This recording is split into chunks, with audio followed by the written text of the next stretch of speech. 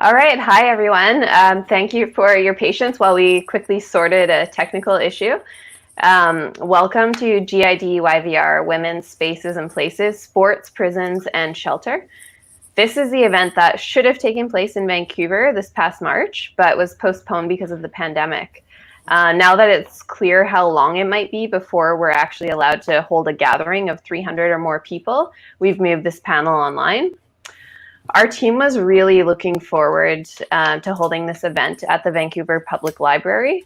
Our first ever GIDYVR event happened there. If you're not already aware, we fought really hard for that event to go ahead. The VPL, along with Vancouver's sizable population of trans activists, tried to shut us down. The library, with their security fees, and the activists with threats of violence and death. Ultimately, the event went ahead after the legal team at the Justice Center for Constitutional Freedoms fought for us. I say that they fought for us, but in truth, they fought for all women and all Canadians to have access to public spaces to engage in our right to free expression.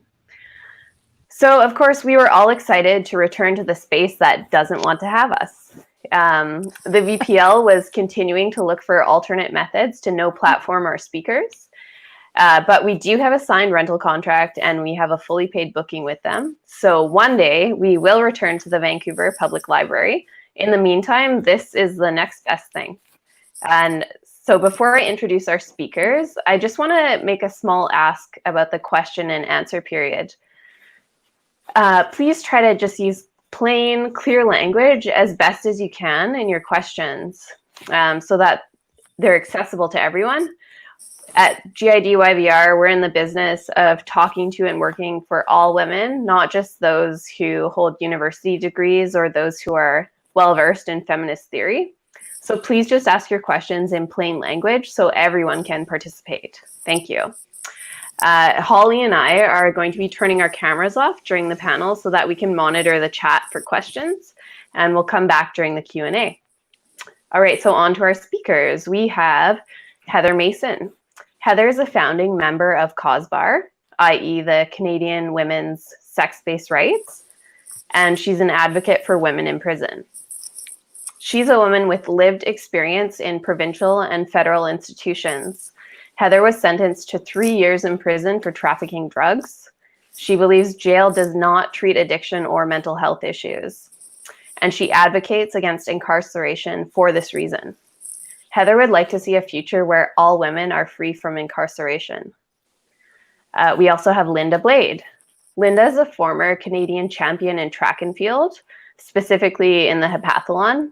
She's worked for 25 years as a sport performance professional coach in Edmonton, designing and implementing training programs for athletes across the spectrum from beginner to elite. Since 2014, Linda has served as president of the Board for Athletics Alberta, the Track and Field Association in the province of Alberta, Canada. And finally, we have Meghan Murphy. Meghan's a writer and the founder and editor of Feminist Current, Canada's leading feminist website. She has published her work in numerous national and international publications, and she has traveled around the world to give talks on gender identity and women's rights. She's banned from Twitter, but she will never be canceled. All right, I will hand it over to you, the speakers. Okay, I think I was going to speak first, Linda Blade, and so I'll dive right in. First of all, I would like to say hello to everyone. Thank you for inviting me to this important conversation. Before I explain what is happening in the realm of sports, I would really like to thank all of you who purchased tickets to attend the March event at the Vancouver Public Library. It's really sad and super disappointing that it was canceled because I was really looking forward to meeting many of you. And maybe someday we will be able to do that in person again. Now, I think I will begin with a sentiment that I was going to end with in the March event. Namely that I hope that what is about to happen tonight, right here, sparks a conversation that is urgently needed in Canada. We have a situation where women's lives are being turned upside down in a vast array of small communities, large communities, and contexts across this country. And it's all because of politicians passing legislation without adequate thought or consultation.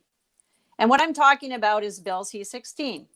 It was passed into law in 2017. And for those who are not Canadians, it's an amendment to the Canadian Human Rights Act and the Criminal Code of Canada that prohibits discrimination against any individual on the basis of gender identity or gender expression. Now, at first glance, these amendments seem to be all about kindness, right? I mean, essentially, it sounds like it's a law against bullying. In the next hour, though, you might discover something different. What the politicians missed was that their attempt to be nice created an environment that is threatening and hurtful to women in society, in Canadian society. And let me be clear about one thing. Rest assured that nobody on this panel, to my knowledge, has any desire to bully, demean, or insult. Speaking for myself, I just want to be able to have the conversation, an honest conversation, and about a topic, I guess, that without being called hateful or a turf or whatever. I just want the conversation. I think we need this conversation desperately. We need a solution to a very tricky situation that this legislation has brought us into. So let's get on with the sports issue. In March, I had planned to cover 3 questions. So what is the main problem? First question, what is the main problem? What does this legislation look like on the ground where I am as a sports coach and administrator of sport in Alberta? Secondly, who let this happen? In actuality, who is perpetuating this? And thirdly, what can we do about it moving into the future? That's a lot. So what I think I'm going to do is leave the last 2 questions for the panel to discuss in the panel discussion later. The one about who's responsible and what action should be taken in the future to remedy the situation. And for the opening statement, I would like to just paint the picture, very simply paint the picture of what the sports people are seeing on the ground. So just this morning, actually, I got a gift. Something fell into my inbox, and it provides a perfect template for me to help you through this journey in sport. It is the transgender athlete policy for Judo Canada. And it was sent to me, actually. I'm not going to pick on judo per se, because this policy is a cut and paste policy that many sports in Canada have put into place. But the reason that it fell into my lap is that a little girl in Japan asked her mother about a policy, because she does judo, she practices judo and plays judo, and she wanted to know what the policy might be. And the mother looked it up and sent me the document this morning. So I thought, you know what? Why not march us through this document? And it just tells you, it's very clear that it identifies the problem. So the first thing is, if you look at the thing, it says policy on transgender athletes. Well, what is transgender? I mean, let's get that out of the way. What do we mean? If you Google it, it's denoting or relating to a person whose sense of personal identity and gender does not correspond with their birth sex. So right away, you already have 2 things there. You have the concept of biological sex, and you have a personal identity, which is a psychosocial, how you see yourself and how you want the world to see you.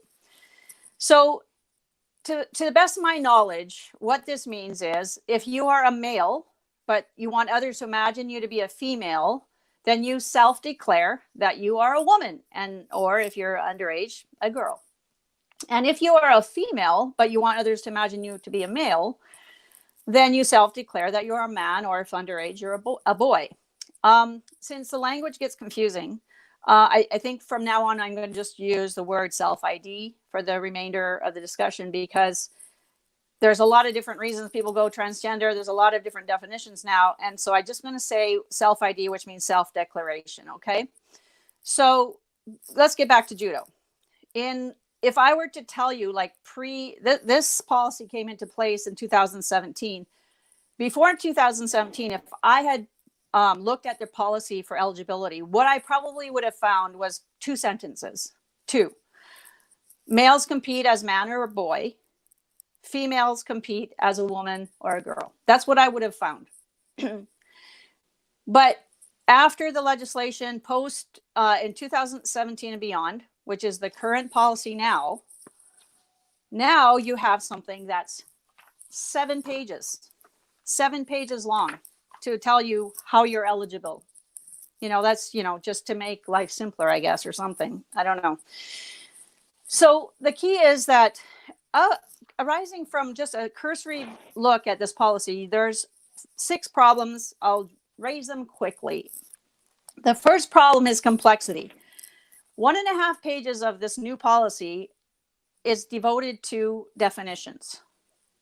That all the people in sport have to learn words that we never knew before.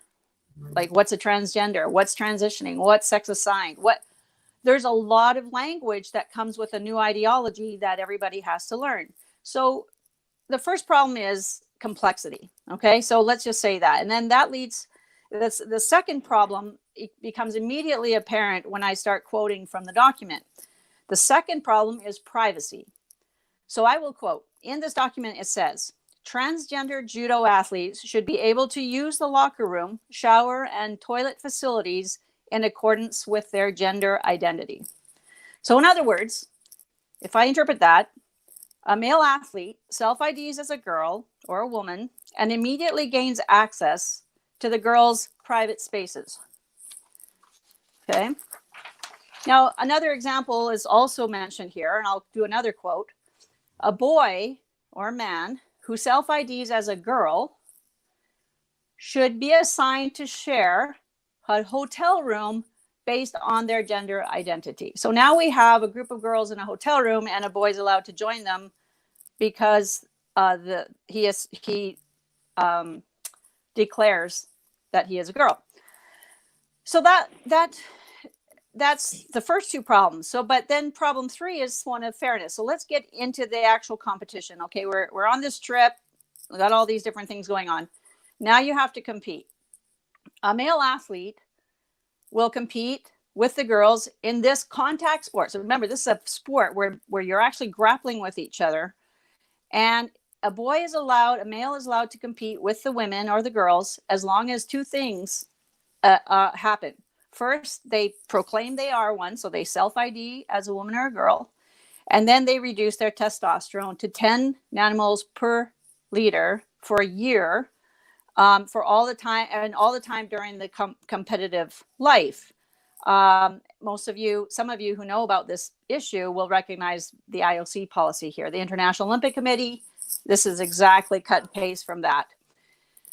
But nothing's really happened to this person. Even if they reduce their testosterone, they're still stronger and bigger. Nothing's happened to the sex-linked strength advantage or the body size.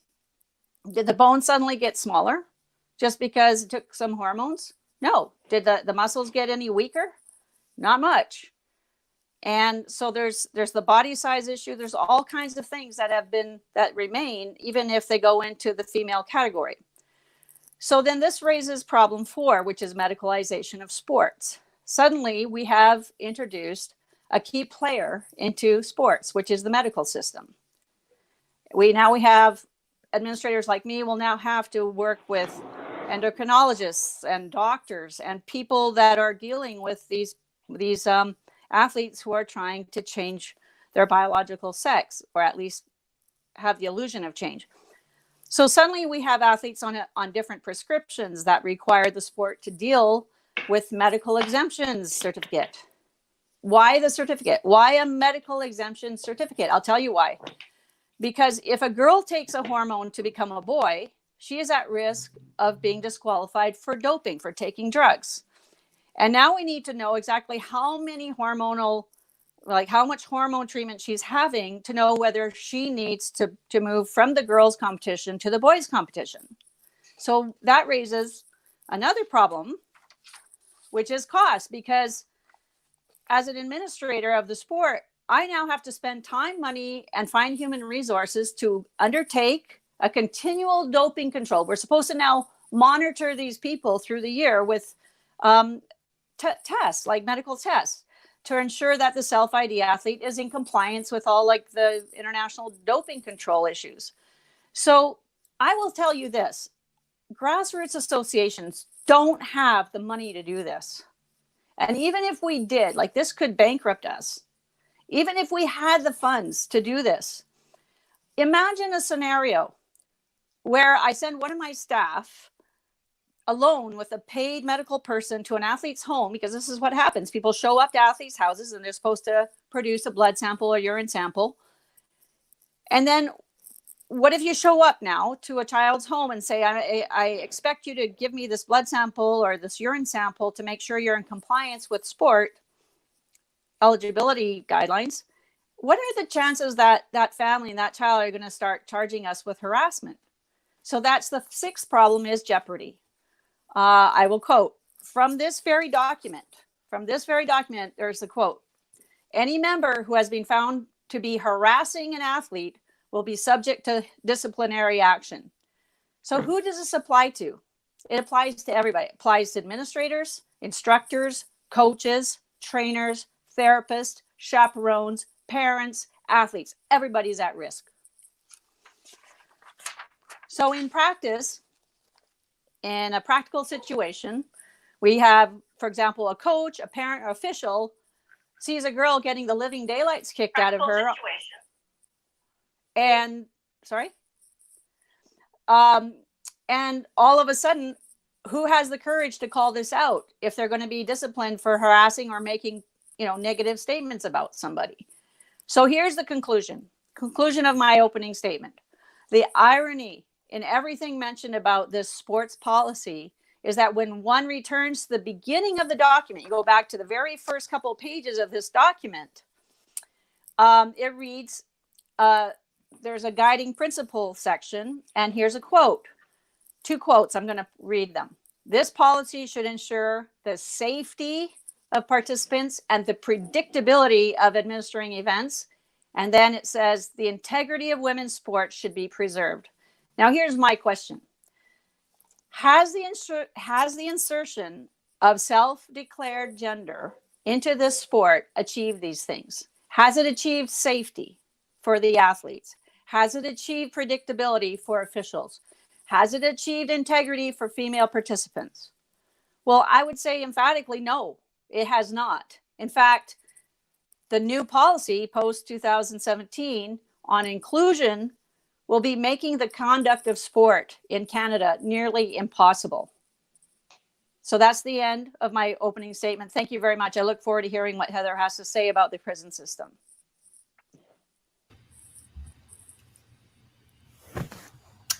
Hey, thanks so much, Linda. That was awesome.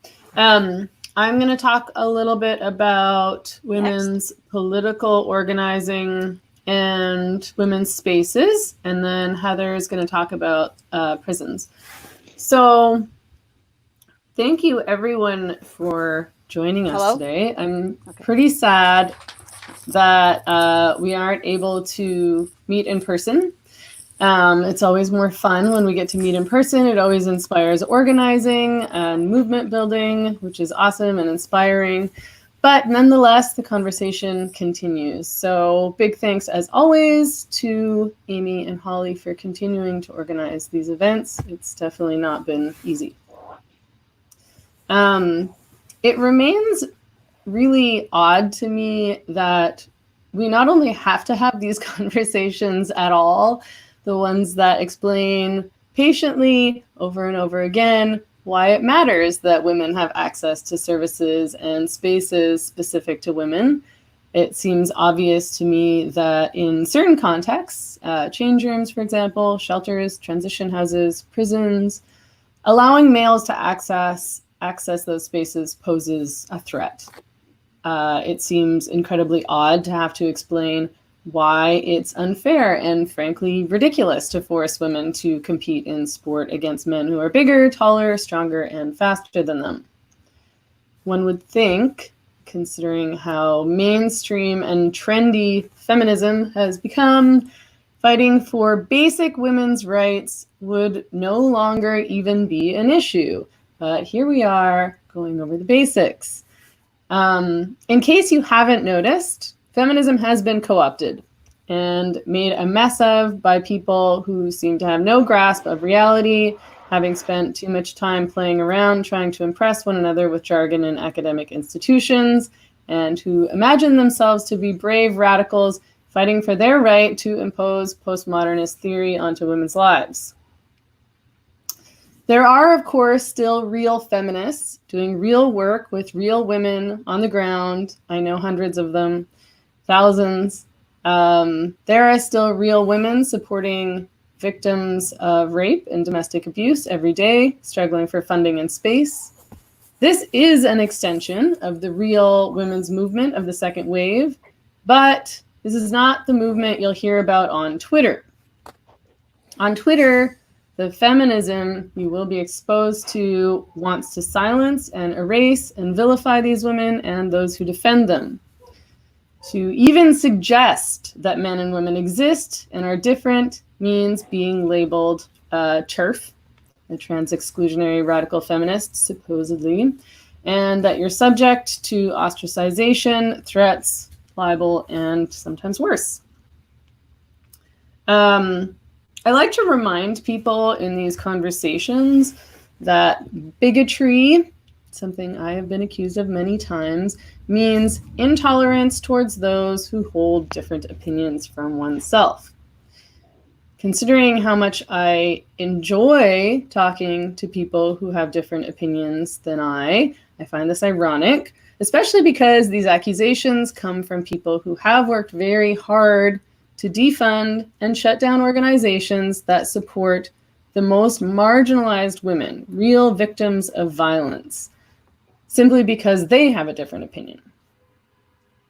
This anti-woman activism is called the trans rights movement, but it's not really about trans rights. It seems to me that it is always about trying to destroy women's rights in spaces. So these activists, as far as I can tell, are never fighting to create services and safe spaces for trans-identified people even. They're fighting to end women's rights, whether they know it or not. I don't necessarily think that these people are all ill-intentioned, but this is the actual result. And so I suspect that if they would ever actually listen to what we're saying and participate in these conversations in good faith, they would understand this. But in general, they refuse and stand outside and protest or call us names online or in real life, in the media, to their friends, so on and so forth. They're actually fighting to destroy the very foundation for women's rights and the women's movement itself. And I'm not being hyperbolic. If we can't define woman as an adult human female and argue that women share a particular experience in this world and have experienced historical oppression due only to having been born female, then there is no basis for women's rights. So we can't defend women's spaces and women's organizing if there's no such thing as a woman, or if a woman is anything anyone says it is, i.e. nothing. One of the places that I'm talking about when I talk about efforts to destroy women's spaces and services is Vancouver Rape Relief and Women's Shelter, which is Canada's longest standing rape crisis center. And while Vancouver Rape Relief is a physical space, they operate a rape crisis line and a transition house, it's also important to remember that the transition houses that were built for women, primarily during the second wave, weren't just shelters, but they were political spaces. So these were spaces for consciousness raising and for movement building. And it was in these kinds of spaces that women became activists, that they begin to understand the common experience of women and learn how to fight for justice and safety and rights. Without women getting together and talking to one another about their experiences, there would have been no second wave women's movement. Vancouver Rape Relief is often accused of being transphobic.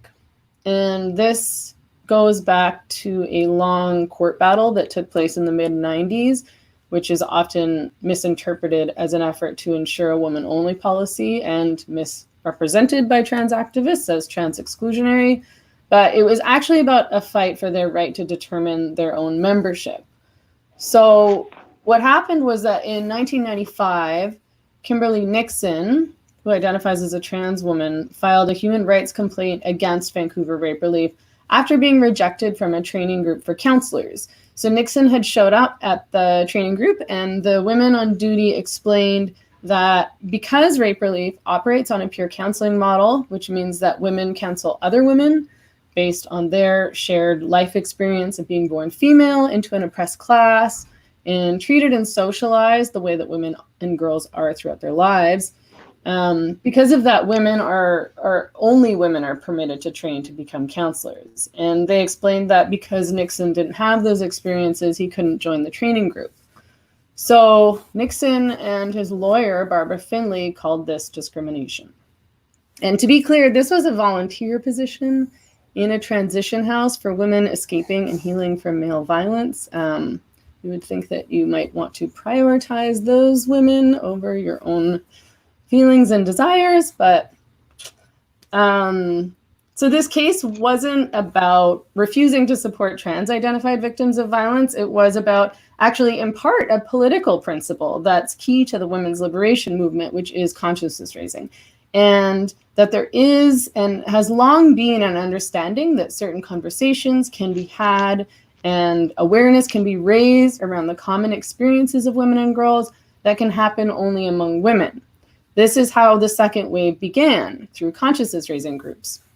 So women getting together and talking about their lives and their shared experiences of oppression, harassment, abuse, sexual assault, other forms of sexism at work, and realizing, oh, okay, it's not just me, it's all of us, and how do we work together to change this?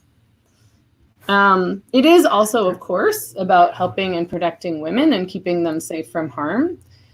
Often you'll hear that this fight is simply about the right to pee from trans activists, as though anyone is trying to stop anyone else from peeing. To me, I think this is another intentional tactic used as a means to diminish women's concerns, and of course to position us as cruel aggressors who are refusing others' basic human rights. This entire movement has rather successfully, I'd argue, gaslit us all into believing that victims are in fact powerful oppressors, and that to discuss women's spaces and particular needs and safety is bigoted. So we're only allowed to talk about who's being kept out, but we're never allowed to talk about the women within these spaces and their rights and safety. This actually destroys any possibility of feminist political organizing. Again, there's nothing to organize around as feminists if there are no women, and if women don't have a particular experience historically, socially, politically in this world. It really is the most ingenious and insidious backlash against feminism to date. So today, to define woman as an adult human female has been framed as hate speech. So has, for example, the notion that a person can't change biological sex. Stonewall, which is Britain's premier LGBT charity, defines the term trans as anyone whose gender is not the same as or does not sit comfortably with the sex they were assigned at birth, which, putting aside the fact that sex is not assigned but observed, applies to almost everyone. It definitely applies to feminists who have always rejected sexist gender roles and the notion that, for example, women are inherently passive and enjoy being treated as sexualized objects that exist to please the male gaze. Rejecting gender roles doesn't make a person trans or literally the opposite sex. It makes us human and complex. It means we have a personality and that we're individuals, which is something that the trans rights movement is supposedly fighting for. The right for each individual to be themselves and to live their lives in ways that feel authentic to them. We can also no longer say that only women get pregnant and give birth. And the effect of this is actually that we can't name the root of patriarchy and sexist oppression, which came to be at the point men realized they played a role in reproduction and, wanted to control their bloodline, which meant controlling women, those who are responsible for birthing and caring for that bloodline. We can no longer say that it's men who are primarily responsible for violence against women, because sometimes these men turn out to actually be women, which means that we can't defend our need for women-only spaces or for spaces like transition houses and shelters. We can't, in other words, name reality or name a reason the women's movement need exist at all. There's more to it than just the men as a threat angle. I don't want to get too tied up in discussing how men are perpetually predatorial and women are perpetually victims, because that's not always true. All men are not a danger and all women are not victims. But women are vulnerable to men in general. Men do have a physical advantage, and to pretend that this is not true is harmful in certain contexts. So in Vancouver, one of the individuals who headed up the campaign to defund Vancouver Rape Relief is Morgan Auger, who is a failed politician, but one who continues to be treated as, legitimate by local progressive politicians and the media.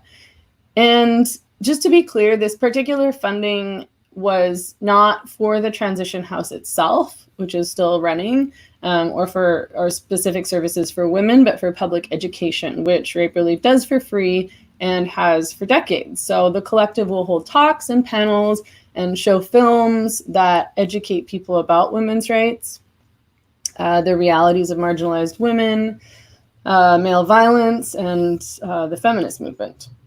And they're probably one of the only organizations doing this in Canada today.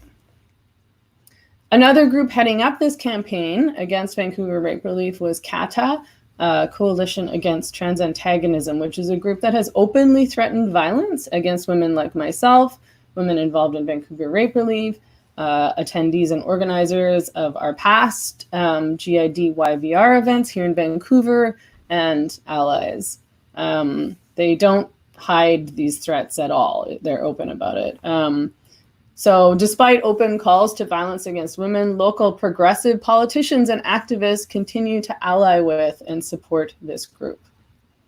In March, the city of Vancouver complied with the demands from these trans activists like Auger and Kata to discontinue a grant for $30,000, which Rape Relief had been receiving annually for public education, because apparently our most progressive politicians fear being disliked by a few angry men more than they care about stopping violence against women and advocating for victims of actual, not imagine, not you didn't validate my identity violence, actual male violence. So what they actually did was to hand power over to perpetrators. They emboldened men who do not respect women's boundaries, who threaten women with violence, and who engage in actual hate speech, if you accept that hate speech is defined as speech that explicitly incites violence against a group or a class of persons. Centuries ago, women who were too outspoken or who talked back would be branded witches and burned at the stake or tortured with devices now replicated for BDSM, something women are now told constitutes female empowerment and liberation, often by people who claim to be feminists, including men who are given platforms to speak about women's rights to women at women's rights rallies. Centuries ago, women who were outspoken or who acted out of turn, who did not properly perform femininity, passivity, and submission were made to wear scold's bridles and paraded around the village to teach other women a lesson. That if you get out of line, you too will be shamed, ostracized, and tortured. That if you tell the truth, if you speak up, and if you are your true, authentic self, you will be punished. And that beyond that, if you support her, that bad woman, it will happen to you. Today, women like me, women like many of you, are held up as an example, used to instill fear in others, Don't side with her, don't support her, don't stand up, don't speak out, or you too will be smeared, vilified, threatened with violence and death, ostracized by your community, abandoned by your friends, fired from your jobs, pushed out of your political circles, and banned from social media. My friends have told me they can't support me or stand by me because they'll be punished by their friends or their workplaces or their communities. To me, it's totally reminiscent of these witch hunts of McCarthyism, of the tactics used by Nazis, because people will rat out their neighbors to save themselves or abandon their friends out of fear. And people cannot, unfortunately, be trusted to think for themselves. They too often act out of fear or intellectual laziness, jumping on bandwagons without thoroughly questioning the purpose and foundation of those bandwagons. People will believe what they read on Twitter or Facebook over what's true and eagerly leap to vilify rather than understand. That is unfortunately a part of our culture today, especially on social media. I've been labeled dangerous and hateful for saying that men are women, that one's sex is immutable, that one can and should push back against gender stereotypes if they like, and live one's life in a way that feels authentic and comfortable. That boys and girls should play with whatever toys they want, that female athletes should not be made to compete against and with male athletes, and that it's dangerous to allow males to access certain spaces wherein women and girls are vulnerable. I've rejected the term cis, which posits that all females who identify as women embrace femininity. I've expressed concern about putting children on hormones and puberty blockers that have tremendous lifelong health implications that render them sterile. I've questioned the notion of gender identity, of course, which claims that a person can feel like a woman on the inside and that feeling like a woman is attached to things like wearing high heels, having long hair, and enjoying sexual objectification. I've rejected the notion that these feelings are what define a woman, not the material reality of being born female. I have defended Vancouver Rape Relief's right to define their own membership, to create and protect space for women to escape male violence, to heal and to organize. I have challenged media, politicians, lawmakers, activists, social media companies, NGOs, friends, of course, on their choice to throw women under the bus in favor of Newspeak because it's financially, politically, or socially beneficial in the short term only to do so. Because it's the nice thing to do, because to challenge this nonsense is somehow impolite. I don't agree that telling the truth and speaking plainly is impolite. And I don't agree that it's nice to gaslight women and to tell them that they can't have boundaries and that they can't speak the truth. I think this is actually cruel. I think it's what abusers do. And I don't think I'm capable of not speaking my truth or of not speaking up for what I believe in, even if I'm punished for it. So too bad for me, I guess. I find it really disturbing that it's these qualities that are treated as dangerous rather than the opposite. And I think that we should be questioning the integrity and values of a person who frames the truth as hate and whose understanding of acceptance, inclusion, and empathy involve caping for violent men and attacking women who protect women. So that's everything that I have to say from my orange lair. Now we have Heather. Thanks, Megan. Okay, so thank you, Megan and Linda, for both speaking before me, because I did not want to go first. So with the prisons, we have the provincial level and the federal level. So federal is 2+ a day, whereas provincial is 2 less a day. I've been in both. Normally you're in provincial, then you go federal. So in 2012, Ontario Human Rights Commission passed legislation of gender identity and its self-expression. But in the provincial jails, we didn't actually start getting transgender inmates until 2015. Provincial jails started to allow transfers of prisoners who identify as women. And in federal, up until Bill C-16 was passed, in order to get into a female prison, you had to have been on hormones and had sex reassignment surgery in order to get in. And with the passing of Bill C-16 meant that they took out their guidelines, I believe it's guidelines 800-5, so their gender dysphoria, because before you had to have a diagnosis of gender dysphoria, and now you don't. So they have a new interim policy where they put that in place, took out the guidelines, and there's actually only 5 considerations for transfers, and it's the Deputy Commissioner for Women that approves or denies the transfers. Last time I looked, they had, I believe it was 2018, they had 52 which gender considerations, so transgender prisoners in the federal system. Those numbers aren't for provincial. Provincial's not CSC, Correctional Service of Canada. And it said there was 36%, I believe, that were still in male institutions. So there's roughly 19 in female institutions. So the issue is that there's a reason that there's male and female institutions. We're different. And that was quite obvious with the task force for federally sentenced women and the report they made, Creating Choices, back in 1990, where they said women are different than men and deserve to be housed different than men. We're supposed to be incarcerated with the least restrictive measures possible. So we'll have communal housing instead of more so than what males have. But we also get different privileges and we have less security because there's a difference between our behavior, our strength, compared to men. There's a lot of differences with based on sex in jail.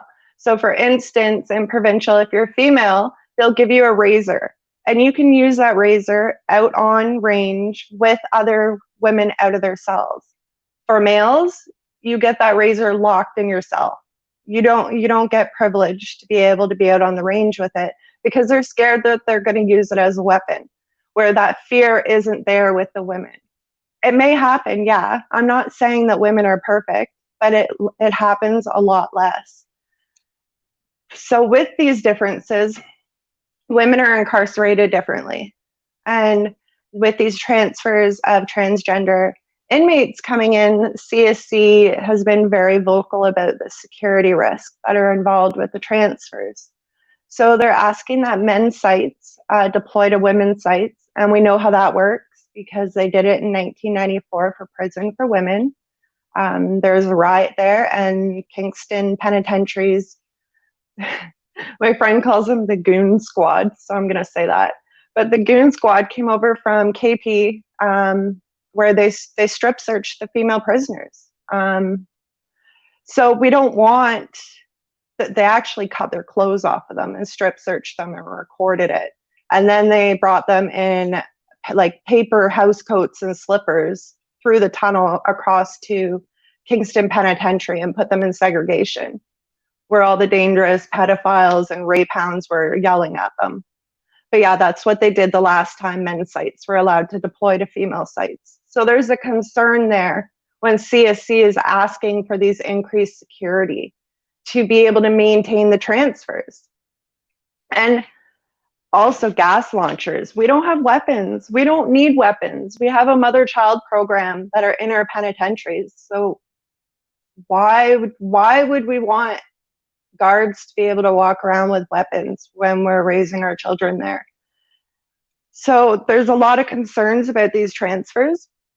And what I would like to know is so there's 19 in the federal system, and there's approximately 800 female federal inmates, prisoners, not inmates. Why do the women's prisons have to change to accommodate so very few. I don't agree with that. And also another thing too is these transfers committed their crimes as men. Men and women have different pathways to criminality. They're not the same. We don't commit crimes at the same rate, the same crimes for the same reasons, right? So we have programming that's based on and developed for women.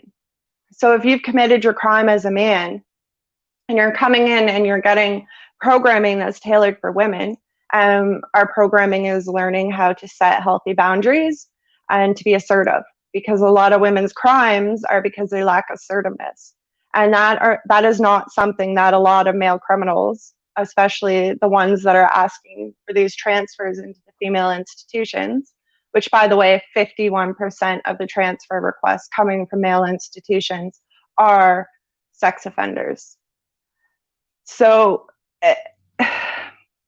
we now have a male who's committed the crime as a male, now self-identifies as a female, is not on hormones, still has their penis, that's now being moved into an environment that doesn't have the proper programming to rehabilitate, because we know that CSC does not do that, to rehabilitate them. But also we're putting them into an environment with women who have extensive history of sexual abuse, physical abuse, any abuse. We have a high population of Indigenous women. A lot of them are 60 scoops, residential schools. We have so many women inside there that are trying to heal and deal with all of these things. And then we're literally throwing rapists and pedophiles in with these women. And these women have nowhere to run. And they're told that they're supposed to ignore the crime of the person. They're supposed to get along. And if they are triggered, if they're being groomed, if they're being harassed and they start deteriorating, then they end up getting offered up segregation, or you get written up for a deteriorating attitude. And then you get quoted Bill C-16, of course, which absolutely does nothing. You're not, like, the grievance from GVI is absolutely horrendous. Speak to an elder if you're triggered. And I'm sorry that you went through this, but this is our policy and this is the way it is. Like, it's just crazy. Nobody cares what is happening to the women inside. It's all about, and I'm not saying that a male prison is the safest place for transgender inmates, because it's not. I would never want to go to a male prison. Prison's not a safe place, period. It doesn't matter. But throwing them in with women and not even taking an analysis or having any concern about the impacts on women it's crazy. And that's why I started speaking out about this, because nobody was speaking out about it. The women inside don't want to speak out about it because they have to suffer the consequences. Do you really think the CSC is going to let them speak out about them and that something's not going to happen? We saw with COVID, when the prisoner out west Saskatchewan or Edmonton spoke out, and there was repercussions for that. So there's reasons why women don't want to speak out. And we already know that women aren't believed when they are trying to charge someone with sexual assault or rape or any of those things. And on top of all of that, look at the guard that just got charged with raping or sexually assaulting all of those women in Nova Scotia, in the prison there. So not only do women have to worry about guards and sexual assault, now they have to worry about these new transfers coming in. And a lot of the times they're coming in, and then they're not, I shouldn't say a lot of the times, it's all the time. There's no counseling set up for them at all. So to get psychology, you have to be suicidal or self-harming. So they haven't increased any of those supports for the women that are dealing with this. If you do speak up, you're TERF, you're transphobic. Because if somebody says that they're a woman, and even though they have a penis, and they've been a pedophile, and raped children their entire life. But because they say they're a woman, they can now come in and you must look at them like a woman. And if you don't look at them like they're a woman, then you are a TERF and you are transphobic and you are part of the problem. And I can't deal with that. I can't see, I will never be able to see Matthew Harks as a woman. That is a man that has a serial pedophile, a serial predator that has been terrorizing the women in Grand Valley Institution and the women in Fraser Valley, as long as with all the halfway houses too. Every single place that he has been, there has been an incident with another female prisoner. We need to start talking about these issues because we know they've happened. They've been happening since Ontario first passed their legislation in 2012 with Christopher Hamm. So when they passed that, they coined it the bathroom bill. No sooner did they pass it, Christopher, or Jessica, started self-identifying as a female to gain access to shelters. And he started sexually assaulting the women. So here are women that are in shelters that are running from domestic violence. And you have Christopher Hamm, who is a serial rapist, in your room. And you have to sleep in a bed beside him at night. Can you imagine? We're not talking about your trans friends. We're not talking about your community. What I'm talking about is the people outside. I have a lot of friends who are trans or non-binary, whatever. It's not them that I have to worry about. It's these other people that are abusing the system and gaining access to vulnerable spaces so that they can gain more victims. What better place for a rapist or a pedophile to be than locked in with women and children? Like, it doesn't matter what they do, he's there and he's around them at all times. It's perfect opportunity.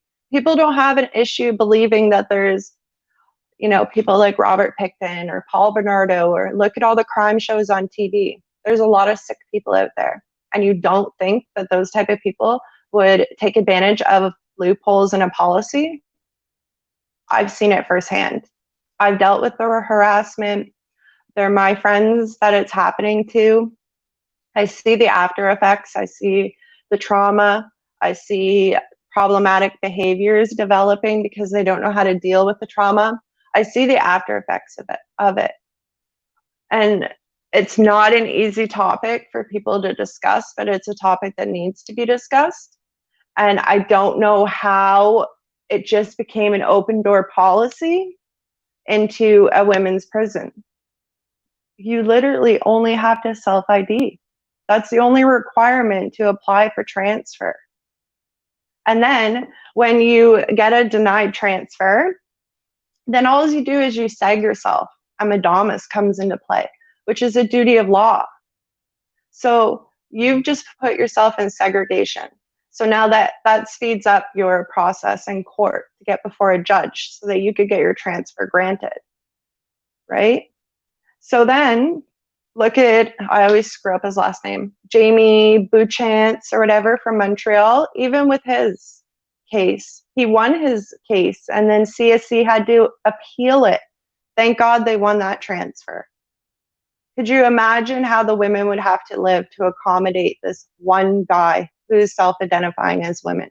We wouldn't be able to have a mother-child program in a supermax prison. Women don't have supermax prisons for a reason. We're not being escorted around with guards with guns like these people are. It's a totally different environment. And if CSC can recognize that there's a sex difference, then I don't understand how people can sit back and argue that there isn't. Because if there wasn't a sex difference, we wouldn't have different rules regarding males and females. We wouldn't have different security levels. We wouldn't have different classification. Like, you just can't deny it. And they don't transfer trans men. So trans men are women who identify as men. To date, they have not transferred a single one. So women's prisons now house women, trans men, trans women, non-binary, it's just one big free for all. Whatever you want to be, you just go there now. So nobody's even going to want to be in the male prisons. Why would they? Right? So it's just crazy. We have everyone. Men have no one. They're getting rid of people, and women are just getting everyone. So now how are we going to house these people? Where do the women go when all the transgender inmates that are being transferred in take beds? Because women's prisons aren't as big as male prisons. We only have 200 beds at Grand Valley, where there's like 10 male institutions in Ontario. There's only one for women. So there's a huge difference between numbers.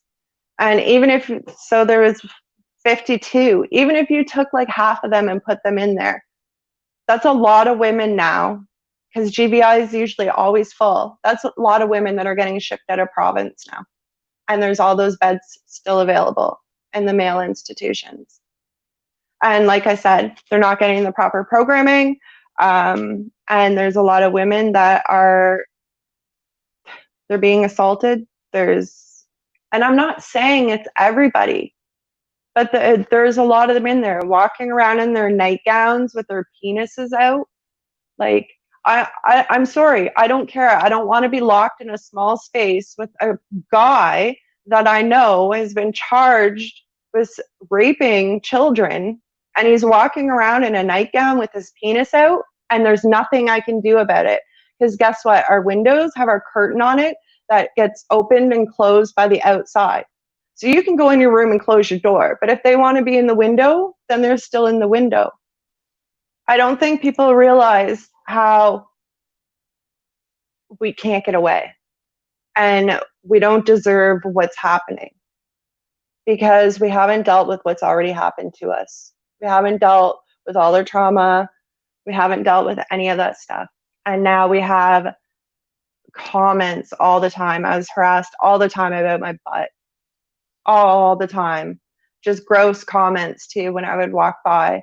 And it just, the way that you feel inside, dealing with all the things that you're already dealing with, and then you have to be scared. Like, I felt so bad for the women who actually had to live in the house with the one of them, because he was totally inappropriate all the time, flashing himself all the time, thought it was funny. Used to joke about how he had to stretch his hole with his little dildo thing that they gave him, and he used to wave it around all the time. Like, all I can say is look at it from the way of a woman that has been traumatized her entire life, and then put her in there. And it's the things that I've heard from the women and that I've seen are just crazy. The fact that they couldn't even do their laundry because they're stealing their underwear out of the dryer. Like, are you kidding me?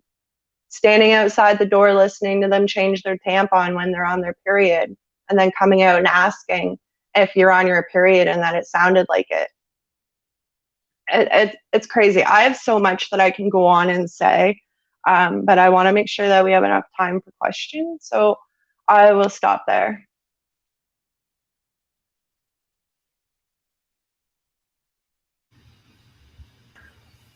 Thanks, Heather. Thank you, Heather. Amazing. You're all back. Yeah. So much. I wish you could go on and on and on. Yeah, that was incredible. Yeah. And you too, Linda. Thank you. Thank you. Okay. I think Holly has our first question. I do. Oh. Why don't you go for the first question? Oh, sure. Yeah. This is kind of a big question, and it's for everyone. And it's just, what can we do? So can I try? What can we do? Yeah. I think Linda wanted to start. Yeah. I think that in sport, but in general in Canada, we need to support the petitions. So there's a petition out there to release the gender-based analysis, which was something that politicians should have undertaken.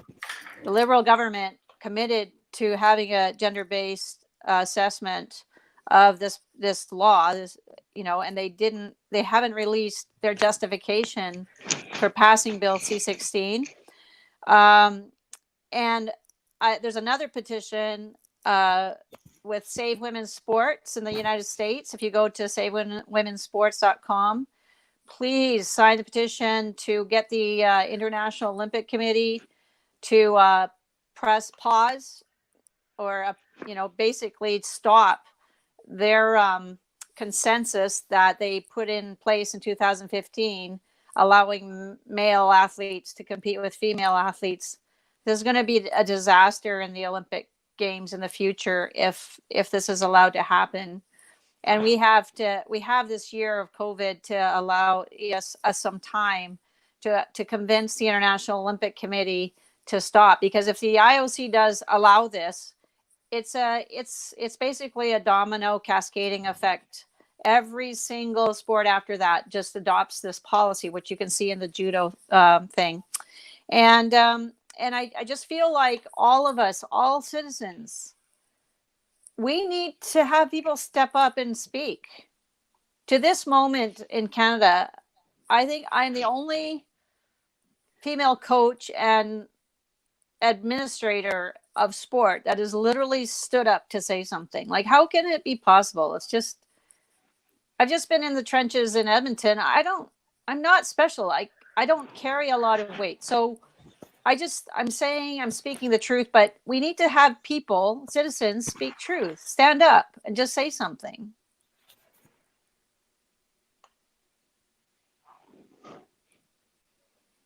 Yeah. Heather, did you have something? Yeah. You could also write to the criminal investigator as well. And then you can write to Bill Blair, write to your MP, the deputy commissioner, just write. And that's just bring attention to it, because they can't ignore all of us, right? There are a few things that I'm looking into, so hopefully we can get something going on to be able to help them, because it's not just about trans people, it's about the 800 women that are inside as well. So yeah, I mean, there's lots of stuff people can do. I mean, I feel like we need to be visible and we need to be vocal, because we have been positioned as a minority and we're not a minority. Absolutely a majority of people in this world believe that you can't change sex and would listen to Heather and Linda and be shocked and appalled. It's a minority of people who think that because a man announces that he's a woman, he's literally female, and that he should be transferred to a female prison or allowed to access a woman's transition house, or, compete in a track meet or a weightlifting competition against women. But I understand why people are scared to speak out. There are very real consequences. I've faced very real consequences. It's hard. It is really hard. It can be really stressful and it can be really painful. It's hard to lose friends. It's hard to feel scared about not being able to get work or losing your job, or being kicked out of the union or the political party or whatever it is. It's hard to be scared of getting threatened or screamed at on the street by, men or by anyone really. That's a really horrible experience. But we have to stop hiding. We're not saying anything wrong. We're absolutely not saying anything wrong. We're not saying anything hateful. Our beliefs aren't hateful. We're standing up for women primarily, but we're also just stating basic facts about material reality. And we have to stop pretending that we're some kind of marginalized small group of people. I mean, we are being marginalized, but, and sort of whispering to each other, hope nobody finds out that I think that men have penises, So, I mean, there's other things that we can do, like we can talk to our MPs, like set up a meeting with your local politicians and talk to them about it, make sure that they know that this is impacting, you know, how they choose to vote and things like that. Talk to as many people as you can, for sure, set up private meetings. Everybody doesn't have to do the same thing. I always feel like I don't expect people to all be out with their bullhorns, you know, with placards. If you want to do that, then that's great, but there's other things you can do too. And support the people who are speaking out so that they don't feel alone and isolated, because they really often do. Sorry, Linda. Yeah, I forgot to say something. It seems to me, whether it's in sport or the prisons, that it's the interpretation of Bill C-16 that's causing this problem. If you have a bill that simply says don't discriminate on the basis of A or B, and then the leaders of the country, whether you're a leader in a corporation or you're a sport leader or you're in the prison service, if you actually just take that sentence and interpret it to mean that now you have to force males into female spaces as if that is the only solution. I just feel like there's some huge poor interpretation here. There is clearly other solutions. Like you could have a trans wing in a male prison. Like everybody knows that there's alternatives, but somehow people are intimidated into making this decision that the women's category, whether it's a sport or a prison, is just a dumping ground for everything. And it just seems to be that they're not thinking it through. It's just the easy fix or something. So I think if you're a leader out there in Canada, or if you're in contact with leadership in any walk of life, you really have to ask yourself the question whether your interpretation of Bill C-16 is the problem. Yeah.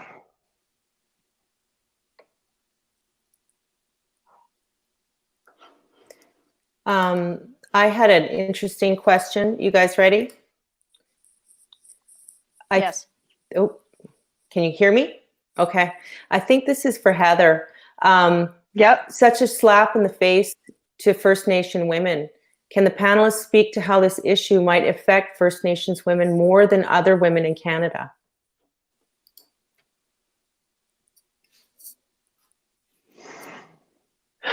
Well, considering that over 40% are Indigenous, but if you go places like Saskatchewan, they're like 98% of the population, right? But with Indigenous women, they're overclassified. So they're maxed out and they shouldn't be, and they're in there for longer. So when a lot of these transfers come through, they put them in max until they can get a feel for how they're going to integrate, I guess. So a lot of them end up in max, and that is where there's an overrepresentation of Indigenous women, is in max. Also in segregation, 50% of the women in segregation are Indigenous. So there's big impacts. The woman who filed the grievance with GVI, she was Indigenous.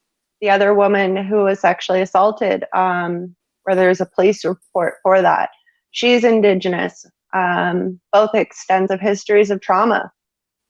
So it's going to impact them quite a bit because they're a very high population, and we all know what has happened to them in the past with the residential schools and the 60s scoop, the Indian Act. We know, right? So what's going on with what's going on with First Nation advocates with these women? Sorry, second part to the question. The question being, okay, so sorry, like I'm for the advocates of these women, are there problems then advocating for these women on these issues? I'm talking about lawyers or other advocates. There isn't a whole lot of people that are advocating to help Indigenous women or women with the trans issues, of course, because the only female women's advocacy organization that we had for federally incarcerated women is now inclusive, right? Most of the organizations in Canada have an inclusive policy, so they include trans women.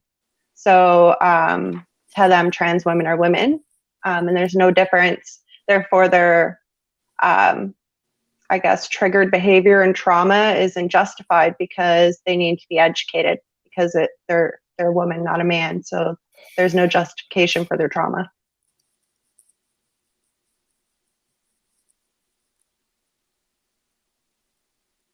Okay. Next question, Amy. Sure. We had a video question that I will try to summarize. Essentially, someone was suggesting that trans activists have a lot of power and influence. What do you, every one of you, think that they will be working on next?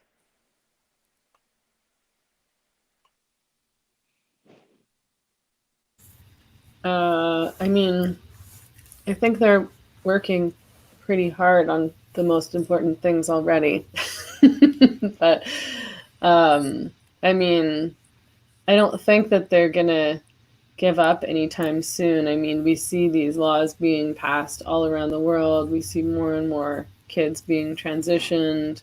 I mean, there's so few organizations left, you know, especially women's organizations and LGBT organizations that haven't gotten on board with gender identity ideology and legislation. I mean, I can hardly think of any. I think probably all of the women's transition houses in Canada have caved, apart from Vancouver Rape Relief. So, I mean, I just think that if we let this go, then it'll be too late. It's really hard to turn back laws once they're already passed. And of course, the issue with kids, it's like, this is destroying kids' lives and destroying their bodies for life. I mean, people detransition, but you can't really ever fully go back once you've gone down the path of like puberty blockers and hormones and especially surgeries. And I think there's going to be so many people down the road who are suing. But, you know, I'm more concerned that they're going to feel sad and never be able to live like full happy lives because they did these terrible things to themselves that everyone told them would help them and make them feel better and make them, you know, feel like themselves and have everything that they wanted. And really the opposite is true, and they're dependent on hormones and, you know, they've had these really intense, painful surgeries. But I think this is, the time is now and we have to be standing up. I mean, this prison issue has gone way too far already. The sports issue is well on its way. I think there's lots that we can still do in terms of the sports issue, which I'm sure Linda will talk about. Yeah. I thank you. I feel like people need to understand how this went down in sport first to understand where we're going next. And I mean, when you think about the modern Olympic Games, Pierre de Coubertin revived the Greek Olympics in 1896. In that first Olympics, women weren't even allowed in. And then the first Olympics for women was 1900, 4 years after the beginning, the resumption. And women were only involved in a couple of things, like maybe like golf and some other sort of thing, and tennis. I think it was tennis and golf. It took 28 years. So it was 1928 before women were even allowed into the Olympics in track and field. And that was only in like 5 events. So over the last 100 years, you know, we have gradually added more events. So it took 84 years. Just think about it. It took 84 years, 1984 LA Olympics, for women to be allowed to run the marathon. And we all know women run marathons all the time, so it's not as if it's very dangerous or whatever. But it took a lot of consideration and consultation and pushing and prodding. And finally, after 84 years, women are allowed finally to do a marathon, and then we keep adding events. But imagine this. In 1 or 2 years of lobbying, the trans activists managed to get the International Olympic Committee to change into something way more drastic, which is allowing a male body into a female sport. So When women want something, it takes us 100 years or 84 years or whatever. When men want something, they get it within a year or two. And I think they're already on these high level committees. Like we know Joanna Harper is one of them on the International Olympic Committee, who was really pushing to get this consensus statement out where, convince the IOC that it was inclusive to allow males to self-ID into women's Olympic sports. Now that it's there, now I'm sure that those same people are going to be doing everything they can to shut up our voices when we ask for reconsideration of these policies and rules. So somehow, because they're male, I think, partly, they are able to get into these high-level committees and commissions and help make these decisions that basically feather their own nests. And I've never once heard anybody be concerned about the impact on the female athletes themselves. And it's the same thing I'm seeing in the prisons now when I listen to Heather. I mean, it's horrifying. I mean, where is the consideration for the female in this? Like, where is that?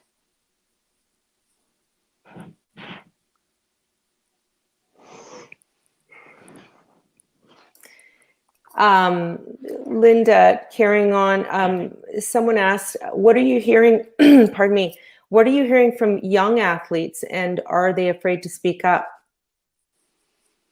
Everybody's afraid to speak, everybody, because the younger athletes don't feel empowered at all. And the ones that are, international level, it's very, the high level athlete lives a fragile life. A lot of them, unless they're at the very top of the heap and make a lot of money, a lot of them are operating at a poverty level. They're hoping to get a sponsor or two. They're hoping to get some karting funding from the federal government. If they would dare say anything, their chances of being picked even for teams, if they're on the bubble, they in their perception, if they say a word, they won't get support. They won't get picked. Their whole purpose of being in sport is at risk. And so I would say, even just as a reminder, when I asked previously for people to go to Save Women's Sports and sign the petition, I know many top athletes will want to, but they won't want to have their names listed. So what I would ask everybody in Canada and the United States and around the world, if you go and to see that petition, and for every high-level female athlete, female or male actually, who wants to sign that thing, and you don't want your name to appear, get your aunt, get your uncle, get 2 or 3 relatives to do it on your behalf so that you aren't putting yourself at risk. The reason people like me, the reason I'm standing up and saying anything, is that I have nothing else to lose. I had my turn. I had a university scholarship. I did benefit from Title IX. I have had all of the benefits of being in a protected women's sport. And now, if I get blasted or somehow punished for saying this, it's not the end of the world for me. I mean, I've had my turn. So I have the luxury of saying it. So it's not that I'm being so brave. It's just that there are so many people, and everybody who talks to me says, no, I'm not ready to say it yet. I'm not ready to speak up yet. I'm too afraid. It's going to risk too much.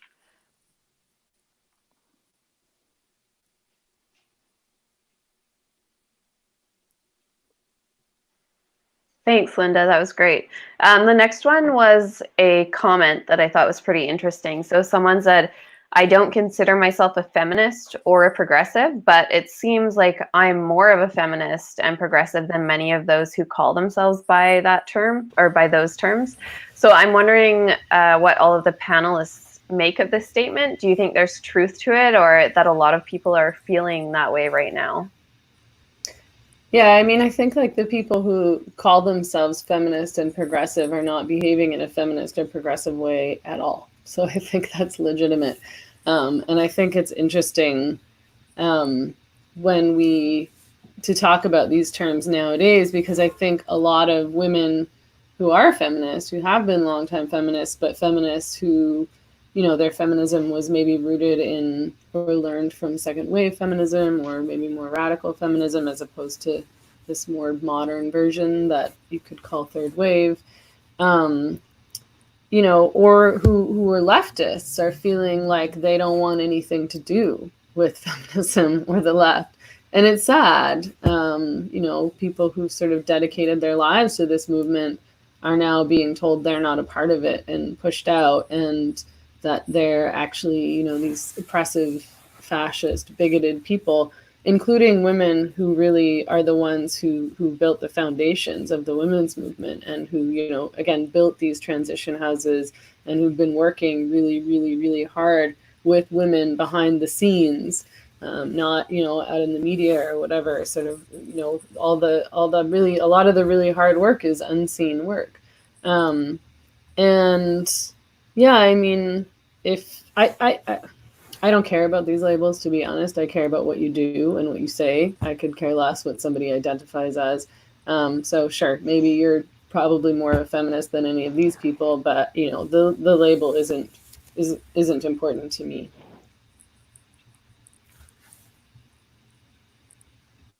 I can speak to that. Heather, were you going to say something? Okay. Nope. Anyway, okay. So my background is, I have to be perfectly honest, I didn't even pay attention to anything feminism, whatever. I mean, all my years of coaching, I was just working in the trenches with athletes and other coaches, and I didn't think it really applied to me, actually. And it's just so bizarre that I would have thought that. And so I never sort of adhered to any label either.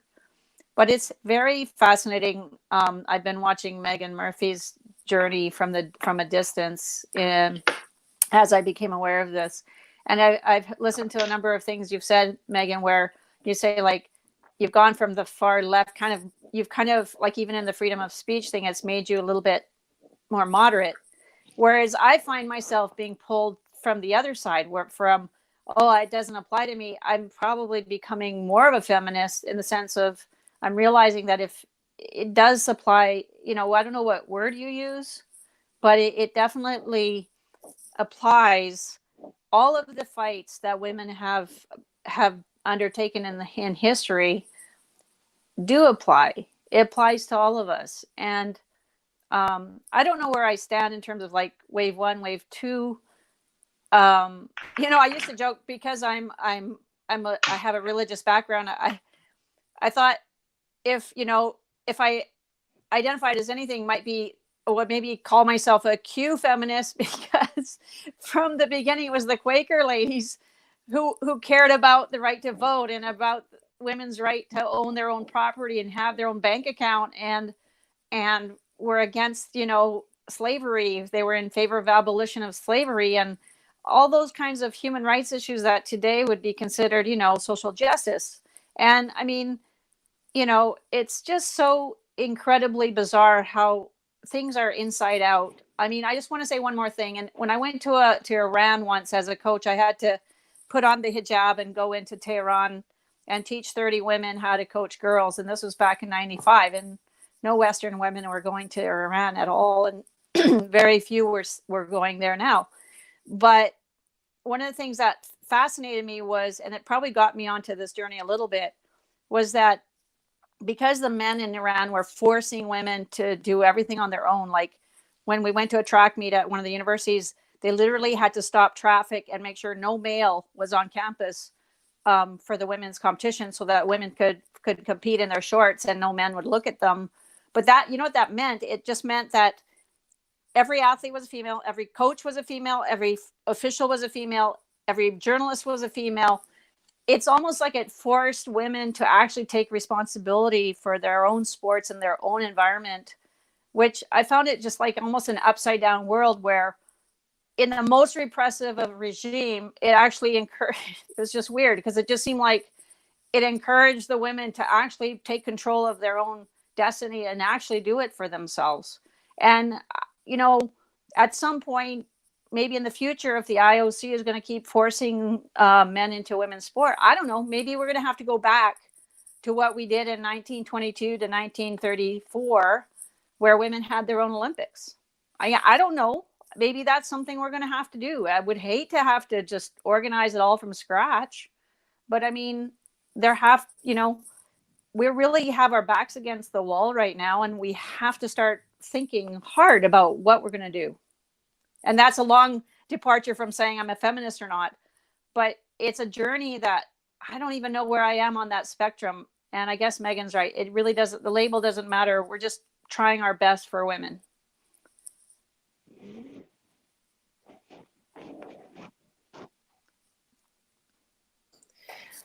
This one is for Heather.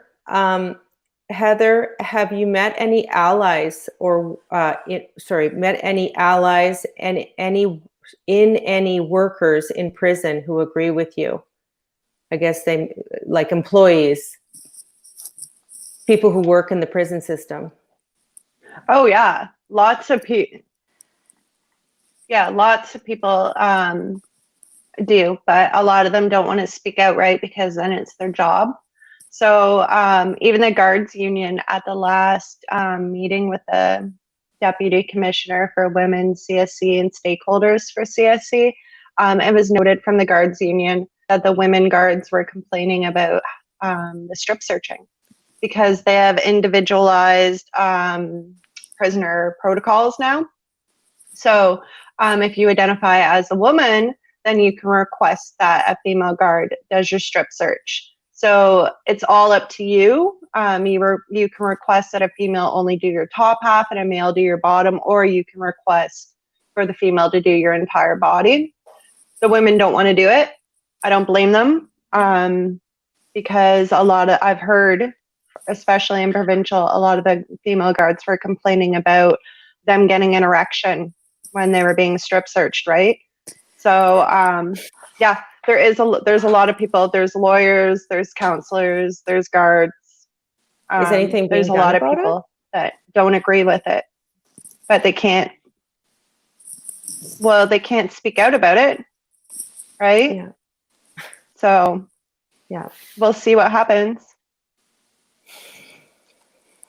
Thanks. Thanks, Heather. Kind of this ties in a little bit. So it seems like the overall consensus that everyone has is that we really need to be speaking up, but that people are afraid to do so. So what do you think that we can do, or what would need to happen in order for people to feel comfortable to speak out? So I have an answer. I know it's really hard. Oh. No. So I know it's really hard for a lot of people to speak out. But I guess like with my case, there isn't really anything that you could do to me that I haven't done to myself already. So like, what are you going to do? Get me arrested, get me a criminal record, ban me from going to the States, make me unhireable. I have a criminal record. I can't go to the States. And it's extremely hard to find a job and someone to rent to me already. I already lost custody of my kids. I've lost everything that you could possibly lose. Like there's nothing really that you can do to me that I haven't done to myself already. So it makes it really easy for me to be able to speak out. And I know that that is not possible with a lot of people because they have jobs that they need to be able to support their family, right? But if we can get enough people to start speaking out that I don't have to be fearful of that, then I think that that would help a lot too. But it's hard because I know a lot of people that do want to speak out, right? But they're scared of having their face out there and having threats or lots of things. I don't think that makes it easier for you to speak out at all. And it makes me really angry that when somebody like you is speaking out, that other people think that they can't because they have too much to lose. I think that's unforgivable. And I think actually, I mean, what we're told a lot is that, you know, you can speak out because you're privileged, like you have the privilege to speak out. when the truth is that I think that it's actually sometimes the most privileged who are not speaking out because they're afraid of losing the privilege they have. And sure, maybe it feels easier because you've lost everything. You feel like you don't have anything else to lose, so therefore you can speak out. But I think that's fucked up because it's the most privileged people who should be speaking out instead of protecting themselves. And that's not what's happening. And to ask, what's going to make people feel comfortable to speak out, it's not going to be comfortable. You're not going to feel comfortable. It's going to be uncomfortable. And you're going to have hard conversations with people, and people are going to be mean to you, and people are going to say mean things about you, and there are going to be repercussions. Maybe there won't be, but it's very possible that there might be. You're going to lose friends, and you might lose work or lose opportunities. But I mean, what will you have saved in the end? Are you going to be on your deathbed being glad that, you kept your shitty friends who would bail on you because you stand up for something that's really important like this, because you want to have honest conversations and be like, wow, thank God I didn't stand up. We lost everything. But, I kept myself safe and didn't tell the truth. You're not going to feel better about yourself at the end of the day. So I agree that the person who was being quiet when this happened, when Bill C-16 was passed, were pretty much all of us. I didn't even realize what was going on until, a year later than that. I need to really call out and say thank you. Credit to where it's due. To you, Meghan, for speaking up at the Senate hearing. With PDF, Women in Quebec were speaking up. Gad Saad was speaking up, or Jordan Peterson was speaking up. So few people, though, were actually saying something at that time, and it's just a shame that there wasn't more consultation. But now that we can speak out, I will say one thing, and I want everybody across Canada to notice something. At the provincial level, the word sex, biological sex, is being left out of the human rights codes. So in my case, if a male athlete is in a female race, I consider that to be discrimination against female athletes on the basis of sex. But since the word sex has been left out, and I think it's been a strategic decision by the trans activists to leave the word sex out of the provincial human rights codes, it makes people feel like they aren't protected. But when you look at the Charter of Rights and Freedoms, the Canadian Charter, which is overall over the country, and it predates all of the provincial ones, the word sex is in there.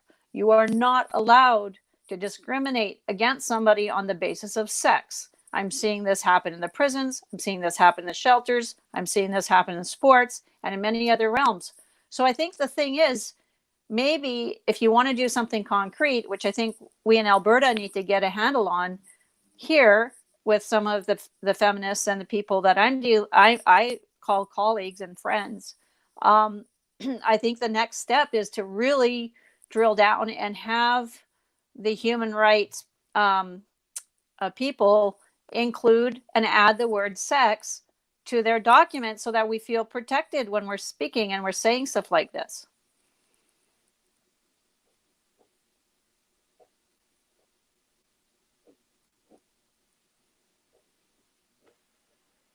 Thanks. Do you want me to do a question, Holly? We got, I got it. Oh, sorry. Go ahead. Go for it. No, you. All right. We got a lot of questions for Heather. So one was curious about what you meant by wanting a world where all women are free of incarceration. Heather, could you maybe expand on that and explain why that is your belief? So just with my experience, I found that a lot of women that were incarcerated came from abusive relationships, drug, like addictions. A lot of women also, 2/3 of women incarcerated in the federal system have some sort of concurrent disorder, bipolar, borderline personality. There's a lot of trauma there. I don't think that a lot of the women that are incarcerated should have been incarcerated in the first place. I believe that if we took the money that we were spending to incarcerate women, which is approximately $300,000 a year, and put that into our community where we could have detox, where you can have counselors, support systems, treatment, the community supports that we need in order to make a healthy community. I think that if we address the issues and the drug epidemic that we are having currently in our country, that if we start dealing with the root cause of these issues and why women are incarcerated in the first place, then there isn't a need for women to be incarcerated. I don't think people with mental health and addictions should have been incarcerated in the first place. There's no rehabilitation there, so why are we incarcerating them and inflicting more trauma on them? I, for one, having trauma as a child and into my adult, and with my addiction and the trauma that came with that, being strip searched 180 times in 4.5 months doesn't do anything. So if you already have extensive trauma, you're just making it worse. And then you learn how to numb and stuff feelings even more. So there's no positive thing in incarcerating women. Women, 80% of them have children under 18 years old at home. They're mothers. They're the foundation of their families, and it's intergenerational trauma. We have all these children that are growing up without their mothers. And it's something actually that I just read over in the UK. Like 30% of the women that are incarcerated there are for like TV evasion. Like, are you fucking kidding me? That's insane. But yeah. For what? TV evasion. So like cable, not paying for cable. That's crazy. I've done that. Like, what? Right? Okay, I've got one for Linda. Have you seen any meaningful pushback on this issue from the associations, I guess the sports association and or governments, or are they all for it? Most associations are just hiding behind this sort of perceived requirement to include it, to include a policy like the one I read you on the judo. In my association, we are sticking to the traditional. We have chosen so far to simply say, look, we'll just conduct it as we always have. Sport has always been conducted on the basis of biological sex. And athletes are not allowed to misrepresent themselves. Like, you're not allowed to say that you're a different age. You're not allowed to say you belong to a club that you don't belong to. You're not allowed, to compete if you're not a citizen and that sort of thing. I mean, in certain cases, we have eligibility rules, and they're based on very clear guidelines, very, very open and clear, boundaries. And so we have, because of me being probably me being the president, I just have chosen not to do the cut and paste that was being sent to us from on high in the sport bureaucracy to encourage us to put in these policies. But a lot of people just don't get it. And they just say, okay, we'll just put that and we'll cut and paste and put it into our policy document. And there you have judo saying you can do all these things if you're a male and you want to self-ID into women's sports. I just feel like, again, it's a matter of leadership, a matter of awareness, a matter of saying, no, we don't have to. This is not necessarily what Bill C-16 had in mind. They were trying to protect a small group of people, but they never, I'd like to believe many of the politicians never, ever perceived or understood that the public would be in fear, social fear on this issue, and would automatically, people all over the land in leadership positions would be shoehorning this stuff into women's categories. I have a hard time believing that anybody was aware of how bad it could be. And that's why I think they need to revisit, or like they do in the UK, include exemptions into the law. So now that Bill C-16 is probably going to be impossible to rescind it or to remove it. But if you're going to have that bill to protect a small group of people, then you need to have exemptions, very clear exemptions. No male bodies in prisons, no male bodies in women's sports. We can figure out solutions to this. We can have a separate category We can have other alternatives. That's why I kept saying I said from the very beginning, we need to have this conversation in Canada without fear of being labeled hateful. This is a conversation that needs to happen, and the politicians, shame on you, who passed this legislation without fully understanding what you were doing.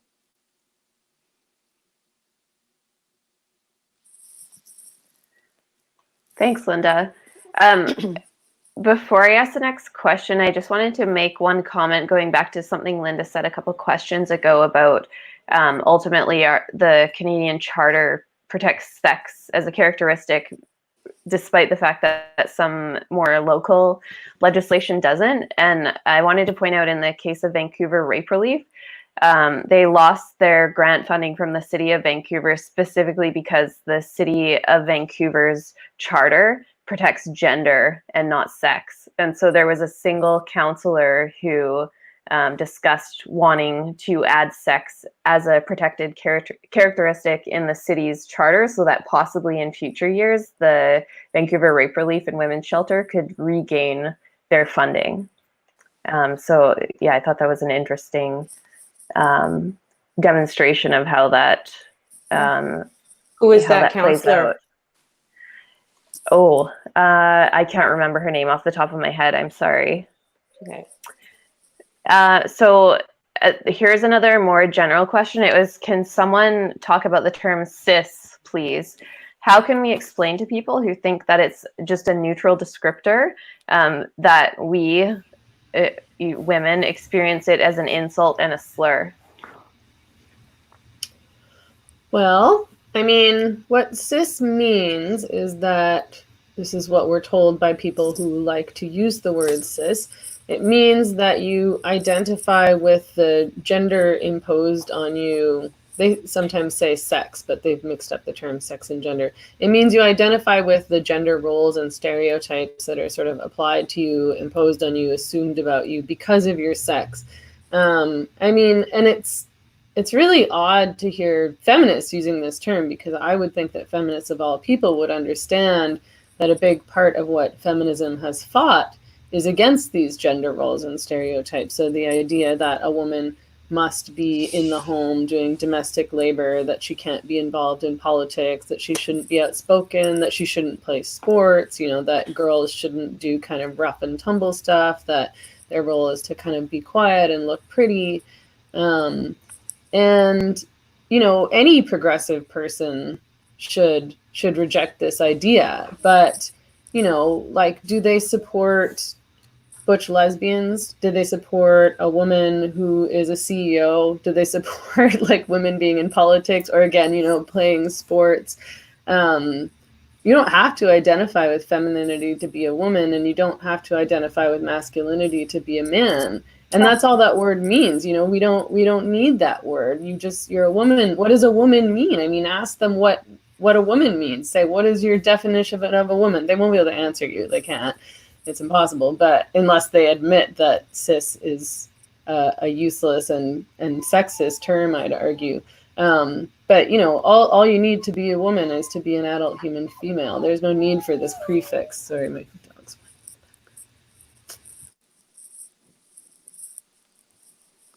I don't know if anybody else wants to answer that question. I can't use that word. It's so triggering and it's so demeaning. Like, why would I have to call myself something different just because a small group of people want to call themselves something else? Like, I don't know. Why is there this demand that we all change our language?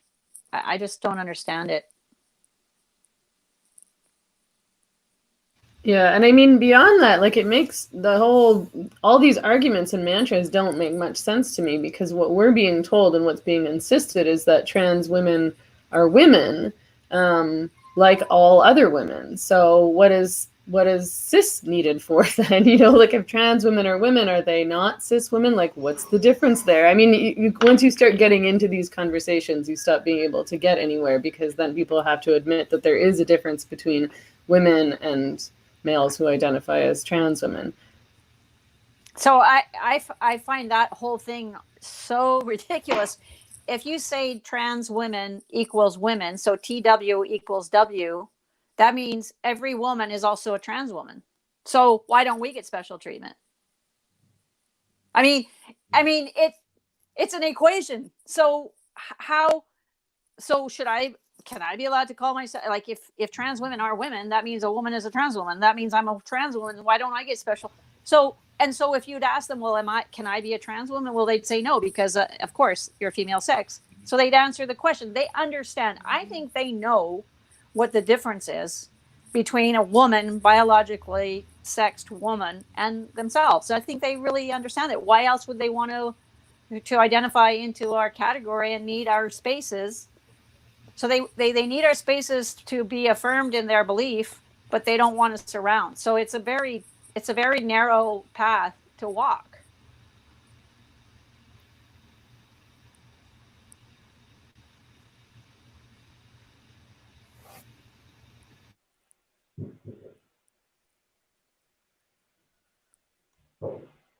Thanks, Linda.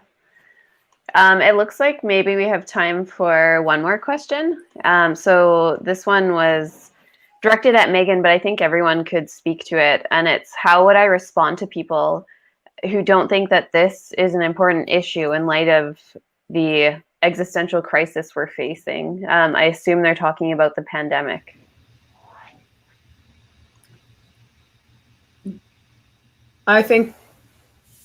I don't know if the existential crisis is about the pandemic, is it?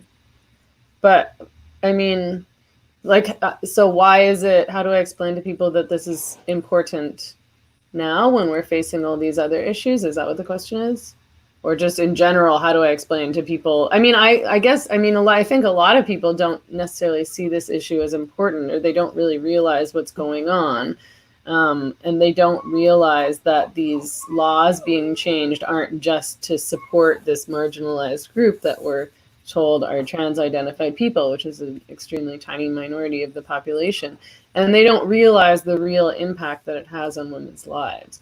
So I think, you know, a basic answer would be to listen to what women like Heather are saying, listen to what women like Linda are saying, listen to the female athletes who are speaking out about this. You know, there's girls who have tried to speak out about this. Listen to the stories from, you know, women who've been in shelters, who've had to share rooms with men. I mean, we look at stories like what happened with GIDYVR, where, you know, he was able to drag all these women to the tribunal, Human Rights Tribunal, because they didn't want to touch his genitals. I mean, really what it is about in so many ways is women not being able to have boundaries. Like, I know I said this in my talk and I say this all the time, but, you know, women can't say no. Women can't say, like, no, I feel uncomfortable with this man being in my space, because you can't even say that he's a man. And yeah, I mean, we can't have a conversation about women's rights or spaces or services at all if we lose this. And I wish that people would recognize how much really marginalized women are affected by this. You know, I've learned a lot from listening to Heather. And the truth is that women in prison are like some of the most, if not the most marginalized women in all of Canada. You know, Indigenous women are overrepresented. So many of those women have been abused and assaulted, and are struggling with all sorts of other issues, poverty, obviously, addiction, mental health issues. I mean, we should understand how people end up in prison in the first place. And a lot of those reasons have to do with marginalization and things like poverty. And these women are just being silenced and erased and ignored in all of this. And I think it's disgusting to like apply the label cis to them, which somehow makes them privileged and oppressive because they don't want this predatorial man wandering around with his penis out. I also feel that COVID has identified the fact that biological sex is real. I don't think I ever questioned that, and most people have never questioned that. But for those who think that biological sex isn't a thing and it's just our gender or like what's in our head, that's what determines whether you're a man or a woman, I think they're finding out that COVID is not a respecter of persons in terms of, if you're a male, males tend to be a little more vulnerable for some reason. And so the studies of it and the demographics become very important, and we need to have truth and accuracy in the way we speak about even the medical implications and outcomes of a pandemic, for example. So I would say, yeah, I mean, we're never going to get away from the fact that biology is real. And I feel that this whole movement is a war on human biology, really, at the end of the day.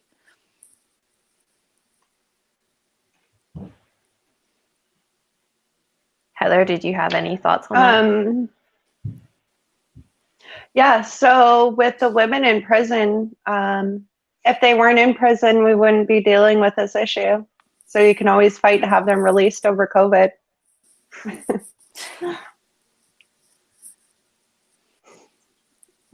But really, just speaking out and like the advocating, and I don't know. I didn't answer the last question on cis, but I won't use that word. Yeah. Not at all. Me either. We're just women. Yeah, we're women. Yeah. I think this is the point, unfortunately, when we would stop and you'd get a standing ovation and everyone would rush the stage and you'd be there until midnight answering everyone's questions and hugging everyone. Yeah. But there have been so many really, I hope you guys go through the comments. If you haven't already, there's been a lot of really nice comments. This one kind of sums up what a lot of people have been saying. Thank you so much for all your work. You're all courageous and strong women. A lot of us are behind you. Lots of love and support. So there's been lots of that. So thank you so much. Yeah, thank you. Thank you for having us. Thank you for having us. We all wish it was in person. Yeah. Yes. Then we could go out for drinks now. I know. Awesome. Yeah, I can't wait for when we can do this in person again. Thanks, everyone. That was really great. Thank you. Thank you. Have a great night, everyone. Okay. Thanks. See ya. Bye. Bye-bye.